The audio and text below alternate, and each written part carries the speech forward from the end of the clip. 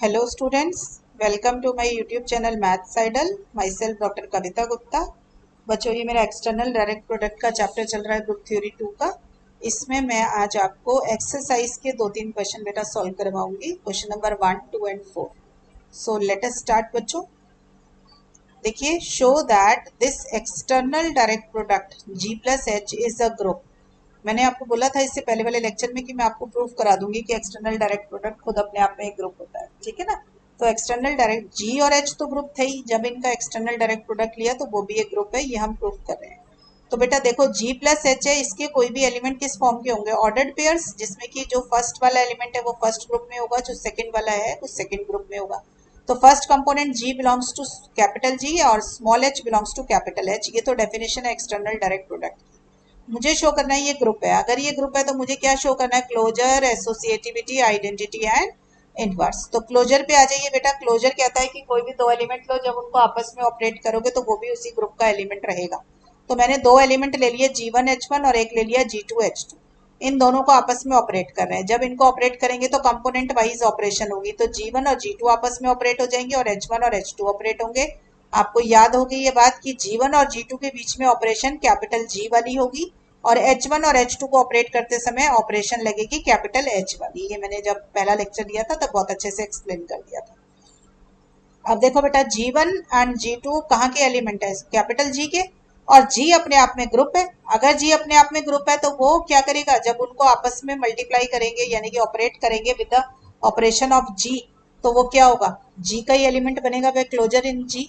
ऐसे ही बेटा, small h1 and small h2 अगर H के एलिमेंट है तो जब उनको मल्टीप्लाई करेंगे हम तो वो भी H का ही एलिमेंट बनेगा बाय क्लोजर इन H। तो अगर मेरा first component G1 G2 capital G में है और second component H1 H2 capital H में है, तो ये जो पूरा ऑर्डर्ड पेयर होगा ये G प्लस H का एलिमेंट बन जाएगा। यही मुझे शो करना था, ठीक है। तो मैंने शो कर दिया कि इन दोनों का जो ऑपरेट करने पे मेरे को कंपोनेंट मिलेगा वो G प्लस H का एलिमेंट है। तो क्लोजर तो होल्ड कर गई। क्लियर है बच्चों? अब आ जाइए एसोसिएटिविटी। सब बच्चों को पता है एसोसिएटिविटी के लिए मुझे 3 एलिमेंट लेने पड़ते हैं, तो मैंने 3 एलिमेंट ले लिए, G1H1, G2H2 और G3H3। आपको पता है एसोसिएटिविटी कहती है you can put brackets anywhere. तो मैंने G1H1 को बाहर किया, G2H2 और G3H3 को अंदर कर लिया एक ब्रैकेट में। पहले इन दोनों को ऑपरेट किया तो G2G3 हो गया और इधर से H2H3 हो गया। फिर GH के साथ जब ऑपरेट करेंगे तो G1 इधर से आएगा और G2G3 दूसरी साइड से आ गए आपके पास, ठीक है। ऐसे ही H1 H2 H3। अब ये G1 G2 G3 all are the elements of G और H1 H2 H3 these are the elements of capital H। और कैपिटल G और कैपिटल H अपने आप में ग्रुप्स हैं। अगर वो ग्रुप्स हैं तो उनके खुद के पास एसोसिएटिविटी है, तो ये अपने एलिमेंट्स के बीच में एसोसिएटिविटी होल्ड करने देंगे। तो G1 G2 G3 में एसोसिएटिविटी इन G यूज किया, H1 H2 H3 में हमने एसोसिएटिविटी इन H यूज कर लिया। अब बेटा फिर से इनको अलग अलग कर दो, ठीक है। मैंने G1 G2 इकट्ठा कर लिया और इधर से H1 H2 और इधर से G3 H3 अलग, मतलब रिवर्स प्रोसेस लगा दो।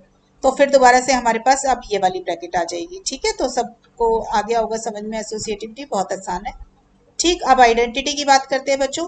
तो आइडेंटिटी आपकी क्या बनेगी? देखो, G प्लस H की आइडेंटिटी क्या होगी? E1 E2 where E1 is the identity of G and E2 is the identity of H, ठीक है। क्योंकि G और H अपने आप में ग्रुप है तो उनके खुद के पास तो आइडेंटिटी है ही, तो मैंने उनसे ये एलिमेंट बनाया। मैं शो कर देती हूँ कि ये G प्लस H का आइडेंटिटी एलिमेंट है।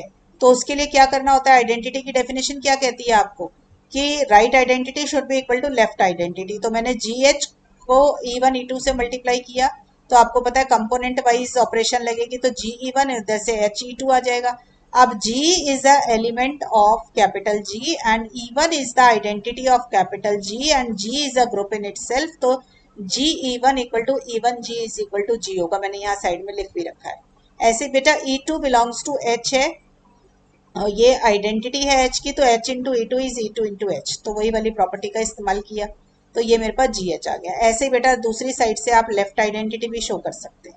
तो right identity equal to left identity equal to the element आ गया, तो आपकी ये G प्लस H आइडेंटिटी बन गई। अब आ जाइए इनवर्स। तो GH मैंने एक एलिमेंट लिया G प्लस H का, मुझे इसका इनवर्स बनाना है तो क्या करेंगे? स्मॉल g का इनवर्स और स्मॉल h का इनवर्स ले लो। क्यों ले सकते हैं हम? क्योंकि G और H अपने आप में ग्रुप है तो इनके खुद के पास हर एक एलिमेंट का इनवर्स होगा। तो स्मॉल g अगर G का एलिमेंट है तो इसका इनवर्स क्या होगा? G inverse. और स्मॉल h अगर h का एलिमेंट है तो इसका इन्वर्स होगा h इन्वर्स। तो मुझे शो करना है कि ये जो g इन्वर्स h इन्वर्स है ये g प्लस h का इसका एलिमेंट तो बन गया, इसका एलिमेंट बन गया, बट ये शो करना है ये जी एच का इन्वर्स है। तो फिर वही right inverse equal to left inverse show करना पड़ेगा। तो मैंने एक बारी एक साइड पे मल्टीप्लाई किया, जी एच को जी इन्वर्स एच इन्वर्स से किया, ऑपरेट कराया। तो आपको पता है क्योंकि g inverse is the inverse of g in capital G, so g into g inverse identity आएगा। ऐसे बेटा h into h inverse identity आएगा। ठीक है, तो राइट इन्वर्स शो कर दिया, तो अभी सेम तरीके से आप लेफ्ट इन्वर्स भी शो कर सकते हैं। ठीक है बच्चों, तो जी इनवर्स एच इनवर्स जो आ गया, इनवर्स आ गया जी एच का। तो जी प्लस एच जो है ग्रुप बन गया। क्लियर हो गया, सारी प्रॉपर्टी होल्ड करेगी तो ग्रुप हो गया।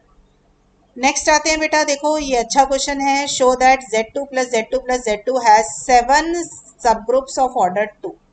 तो बेटा देखो पहली बात तो ये कि इसके अंदर कितने एलिमेंट्स होंगे ऑर्डर 2 के। देखो जरा, सब group of order 2, group of prime order हमेशा साइक्लिक होता है। तो आपको पता है कि ईच कंपोनेंट Z2 जो है वो वैसे भी साइक्लिक था, और जो सब ग्रुप होगा ऑर्डर 2 का वो साइक्लिक है। तो हमें क्या करना है, एक तरीके से हमें फाइंड करने हैं नंबर ऑफ साइक्लिक सब ग्रुप्स ऑफ ऑर्डर 2। दोबारा से ध्यान से सुनिए, मैं ये नहीं कह रही कि ये Z2 plus Z2 plus Z2 cyclic है। मैं ये कह रही हूँ कि जो मुझे इसके 7 सब ग्रुप्स निकालने हैं वो किस ऑर्डर के निकालने हैं, वो ऑर्डर 2 के निकालने हैं। अगर वो ऑर्डर 2 के निकालने हैं तो वो जो भी सब ग्रुप होंगे ना वो सारे साइक्लिक होंगे। क्यों होंगे साइक्लिक? क्योंकि उनका ऑर्डर प्राइम है, तो group of prime order is cyclic. तो जो सब ग्रुप्स मुझे निकालने हैं वो साइक्लिक होंगे, मैं ये कहना चाहती हूँ। तो मुझे एक तरीके से क्वेश्चन में 7 साइक्लिक सब ग्रुप्स निकालने हैं। ठीक है, तो साइक्लिक सब ग्रुप्स का तो मैंने आपको फॉर्मूला लर्न करा रखा है। नंबर ऑफ साइक्लिक सब ग्रुप्स ऑफ ऑर्डर n जब भी निकालना होगा, यहाँ पे जैसे 2 है तो 2 आ गया, तो क्या होगा, number of elements of order 2 निकाल लो। ठीक है, डिवाइडेड बाय 5 2।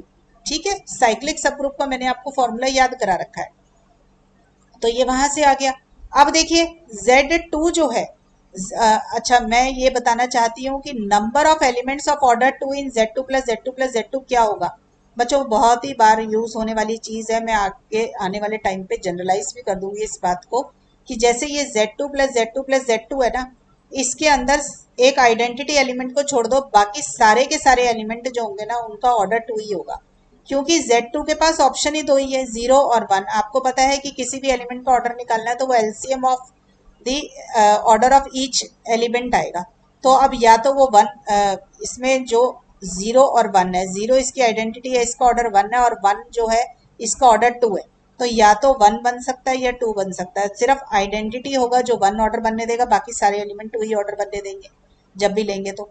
ठीक है, तो मेरे पास क्या है, Z2 plus Z2 plus Z2 में सिर्फ एक आइडेंटिटी एलिमेंट होगा 1 1 1 जिसका ऑर्डर 1 होगा, बाकी सबके अंदर जितने भी नॉन आइडेंटिटी एलिमेंट्स हैं उनका ऑर्डर 2 होगा। ठीक है, तो कितने एलिमेंट कितने हैं Z2 plus Z2 plus Z2 के पास, टोटल 8 एलिमेंट है, क्योंकि Z2 में 2 है, इसमें भी 2 होंगे 2। तो आपको पता है order of external direct product क्या होता है, ऑर्डर ऑफ ईच ग्रुप लो और मल्टीप्लाई कर दो, तो 2 इंटू 2 इंटू 2 8 है। तो टोटल 8 एलिमेंट थे Z2 plus Z2 plus Z2 के पास, उसमें से एक आइडेंटिटी और 7 नॉन आइडेंटिटी है, और 7 नॉन आइडेंटिटी एलिमेंट का ऑर्डर 2 है। तो मेरे पास कितने एलिमेंट आ गए ऑर्डर 2 के, इसके अंदर 7 और 5 2 5 मतलब आइलर 5 फंक्शन। तो 5 of prime number is prime number minus 1, तो 5 2 क्या होता है, 2 माइनस 1 विच इज 1, तो मेरे पास 7 आ गए। ठीक है बच्चों, जैसे मैंने ये Z2 plus Z2 plus Z2, तो बेटा ये तो बहुत ही टिपिकल है, इसके तो याद ही कर लो कि एक एलिमेंट आइडेंटिटी जो है इसका ऑर्डर 1 है, बाकी सबके ऑर्डर जो है 2 ही होगा। मैं आगे इसको जनरलाइज भी कर दूंगी कि किसी और ZP plus ZP plus ZP में, और ये भी सिखा दूंगी आपको कि मान लो Z2 plus Z2 plus Z4 होता है या Z3 होता तो कैसे निकलेगा, वो उसका भी शॉर्टकट सिखा दूंगी आपको। ठीक है, अभी आने दो, तो अभी सिखाऊंगी तो समझ नहीं आएगा, आगे आएगा तो सिखा दूंगी। ठीक है, नेक्स्ट क्वेश्चन देखो बेटा, show that G plus H is एबिलियन if and only if GH is एबिलियन। आप तो साइक्लिक के लिए प्रूफ कर चुके हो, ठीक है, तो अब तो हमें एबिलियन के लिए प्रूफ करना है। तो एबिलियन का क्या मतलब होता है, कॉम्यूटेटिविटी। तो मुझे कॉम्यूटेटिविटी शो करनी है, तो मैंने कोई भी एक ऑर्डर्ड पेयर लिया G प्लस H का ए बी फॉर्म का, और ऐसे ही एक ऑर्डर्ड पेयर ले लिया A डैश B डैश। ठीक है, तो G प्लस H कब साइक्लिक होगा, जब ये ऑर्डर्ड पेयर आपस में कम्यूट करेंगे, यानी कि a b into a dash b dash करूँ तो a dash b dash into a b आना चाहिए। अब देखो जब इन दोनों को मल्टीप्लाई करोगे तो कंपोनेंट वाइज होगा, तो ए डैश और बी डैश। ऐसे इनको करोगे तो a dash A into B dash B. अब दो ऑर्डर्ड पेयर कब बराबर होंगे? जब आपस में ईच कंपोनेंट बराबर होगा, तो दोनों कंपोनेंट बराबर कर दिए। अब वो दोनों कंपोनेंट हर हाल में बराबर होंगे क्योंकि जी और एच एबिलियन है। आप देख रहे हो मैं इफ एंड ओनली इफ लगाती जा रही हूँ ताकि मुझे कन्वर्स अलग से प्रूफ ना करना पड़े। ठीक है, एक से ही प्रूफ हो जाए।